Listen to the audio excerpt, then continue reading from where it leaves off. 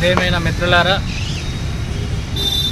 రాష్ట్ర వ్యాప్తంగా December 7న auto and cab డ్రైవర్ల సమ్మె బంద్ జరగబోతూ ఉంది.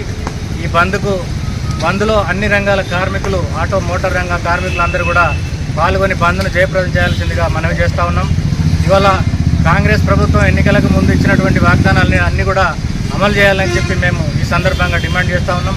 ఇవాళ ఆటో రంగం కార్మికులు చాలా దివాలా తీసినటువంటి పరిస్థితి మనం చూస్తూ ఉన్నాం. ఎందుకంటే ఫ్రీ బస్ పెట్టడం వల్ల వీళ్ళకు ఉపాధి అనేది తగ్గిపోయింది.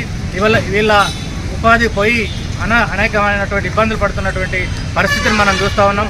ఇవాళ ఆటో డ్రైవర్లకు సంవత్సరానికి 15,000 రూపాయలు ఇవ్వాలని చెప్పి మేము ఈ సందర్భంగా ప్రభుత్వాన్ని డిమాండ్ చేస్తూ ఉన్నాం. అదేవిధంగా ఆటో కార్మికులకు అందరికీ కూడా థర్డ్ పార్టీ ఇన్సూరెన్స్ అది దాని యొక్క రాష్ట్ర ప్రభుత్వమే చెల్లించాల్సిందిగా విజ్ఞప్తి చేస్తూ ఉన్నాం.